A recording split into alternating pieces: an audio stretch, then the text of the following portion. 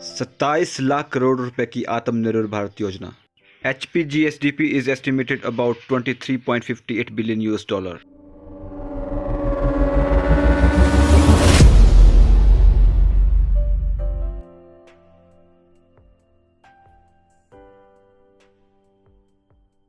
Nominal GDP of India for 2021 to 2022 का estimate जो लगाया गया है 232.15 लाख करोड़ रुपए का लगाया गया है। कोरोना के कारण इन जीडीपी में जो गिरावट आई थी -23.9% की आई थी, जो कि अभी नेगेटिव से पॉजिटिव में आ गई है। इस वी शेप रिकवरी के लिए 3 योजनाएं चलाई गई थी। प्रधानमंत्री गरीब कल्याण योजना, 27 लाख करोड़ रुपए की आत्मनिर्भर भारत योजना और जरूरतमंद लोगों के खातों में डायरेक्ट पैसों का डिपॉजिट योजना। हिमाचल प्रदेश जीएसडीपी का अनुमान 2021-22 के लिए जो लगाया गया है 1,72,174 करोड़ रुपए लगाया गया है। राज्य की अर्थव्यवस्था में 2020-21 के दौरान -6.2% की गिरावट आई थी, जो कि राष्ट्रीय अर्थव्यवस्था का 1.5% कम है।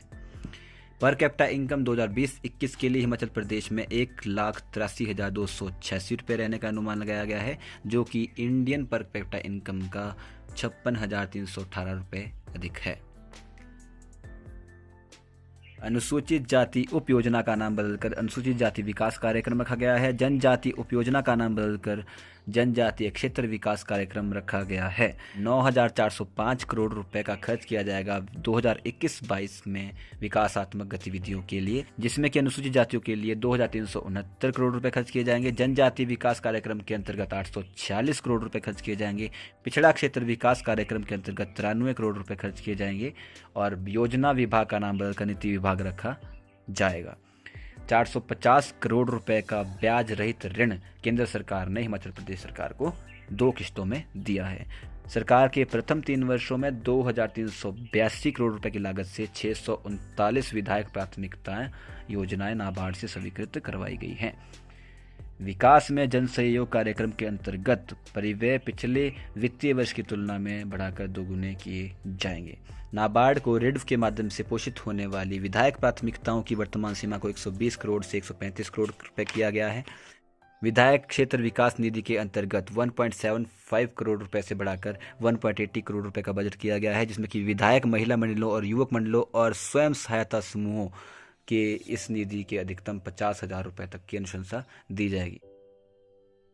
शिमला में integrated common and control centre की स्थापना की जाएगी, जिससे कि शिमला और धर्मशाला की सारी शहरी सेवाओं को एकीकृत प्लेटफॉर्म के माध्यम से संचालित किया जाएगा। स्वर्ण जयंती संपर्क संकल्प के अंतर्गत सभी पंचायती राज संस्थाओं और स्थानीय शहरी निकायों में वीडियो कॉन्फ्रेंसिंग की व्यवस्था की जाएगी, जिसके लिए 60 करोड़ रुपए खर्च किया जाएगा। ITI संस्थानों में वीडियो कॉन्फ्रेंसिंग शुरू की जाएगी। हिमाचल ऑनलाइन पोर्टल पर 65 सेवाओं को बढ़ाकर 80 कर दिया जाएगा। इसी और केंद्र सरकार की तर्ज पर राज्य योजनाओं को भी public finance management system platform पर लाया जाएगा। प्रदेश में जिला स्तर पर सुशासन हेतु पार्टिसिपेशन एंड इनोवेशन को प्रोत्साहित करने के लिए स्वर्ण जयंती डिस्ट्रिक्ट इनोवेशन फंड स्थापित किया जाएगा। सभी सरकारी अधिकारियों को वर्ष 2021-22 में अपनी इस वेल्थ को ट्रांसपेरेंट रखने के लिए क्लास 1 क्लास 2 ऑफिसर्स को अपनी संपत्ति का ब्यौरा एनुअल लेवल के ऊपर ऑनलाइन भरना अनिवार्य है। हिमाचल गृहिणी सुविधा योजना के अंतर्गत 2,92,000 गैस कनेक्शन दिए गए हैं। इसी योजना को आगे बढ़ाते हुए 2021-22 में इसके ऊपर 20 करोड़ रुपए खर्च किए जाएंगे। प्रदेश के 5 जिलों में जापान की सहायता से चलाई जा रही जिका परियोजना के पहले चरण को सफलतापूर्वक देखते हुए दूसरे चरण में इसको 12 जिलों में चलाया जाएगा, जिसके लिए 1,055 करोड़ रुपए की परियोजना शुरू की जाएगी। प्राकृतिक खेती खुशहाल किसान योजना के अंतर्गत सुभाष पालेकर प्राकृतिक कृषि को 1,05,218 किसानों ने अपनाया है। आगामी वर्ष में 50,000 नए किसानों को इसके साथ जोड़ा जाएगा। 1 लाख किसान परिवारों को इस योजना के लिए प्रति जागरूक करने के लिए 20 करोड़ रुपए का बजट प्रस्तावित है। वर्ष 2021-22 में परंपरागत बीजों के संरक्षण और संवर्धन हेतु स्वर्ण जयंती परंपरागत बीज संरक्षण एवं संवर्धन योजना आरंभ की जाएगी। हिमाचल प्रदेश में स्थित कृषि और बागवानी विश्वविद्यालयों के अनुसंधान को प्रोत्साहित करने के लिए 5 करोड़ रुपए का अनुसंधान कोष स्थापित किया जाएगा। किसानों और उत्पादकों की सुविधा के लिए 63 मंडियां सुचारू रूप से कार्य कर रही है। 3 नई मंडियां बनाई गई है, मेंदली, शिलारू और बंदरोल। 20 वर्तमान मंडियों के विस्तार और आधुनिकीकरण कार्य को 2021-22 में पूरा किया जाएगा, जिसके लिए 200 करोड़ रुपए व्यय किए जाएंगे। हिमकैड योजना के अंतर्गत 15,242 हेक्टेयर क्षेत्र को कॉमन एरिया डेवलपमेंट के अंदर लाया जा चुका है। 2021-22 में इस योजना के ऊपर 83 करोड़ रुपए खर्च किए जाएंगे।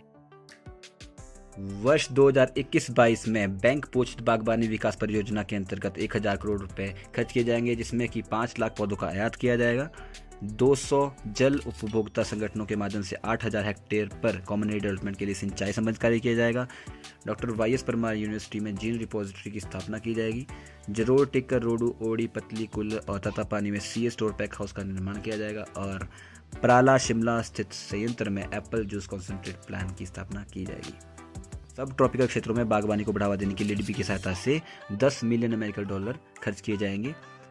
स्वर्ण जयंती समृद्ध बागवानी योजना का आरंभ किया जाएगा, जिससे कि बागवानों को उचित दाम पर उत्तम नस्ल के हाई डेंसिटी पौधे उपलब्ध होंगे। कृषि उत्पाद संरक्षण योजना के अंतर्गत 60 करोड़ रुपए खर्च किए जाएंगे, जिससे किसानों और बागवानों को हेलनेट के लिए उपदान प्रदान किया जाएगा। राज्य मधुमक्खी बोर्ड के गठन की स्थापना की जाएगी, जिससे कि मधुमक्खी पालन गतिविधियों को मजबूत किया जाएगा और मधुमक्खी पालकों को उनके उत्पाद का उचित मूल्य दिलवाया जाएगा। हिमाचल में फूलों की खेती को बढ़ावा देने के लिए हिमाचल पुष्प क्रांति योजना शुरू की जाएगी, जिसके लिए 11 करोड़ रुपए खर्च किए जाएंगे।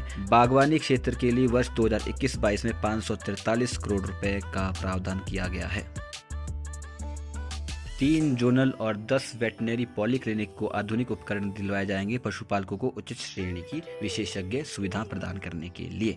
दूध का खरीद मूल्य को 2 रुपए बढ़ाने की घोषणा की गई है। वर्ष 2021-22 में मिल्क फेड को 28 करोड़ रुपए अनुदान प्रस्तावित किया गया है, जिससे कि दूध उत्पादन से जुड़े परिवारों को सहायता मिलेगी। मछली उत्पादकों को बेटर मार्केटिंग के लिए गोविंद सागर और पौंग डैम जलाशय के ऊपर मछली क्रय विक्रय केंद्र स्थापित किए जाएंगे। छोटी मछलियों के पालन को बढ़ावा देने के लिए शिमला व कांगड़ा में निजी क्षेत्र में एक इकाई स्थापित की जाएगी। जिला कांगड़ा में एक बायोफ्लॉक इकाई स्थापित की जाएगी। आगामी वर्ष में 100 नई टाउट इकाइयों का निर्माण भी किया जाएगा।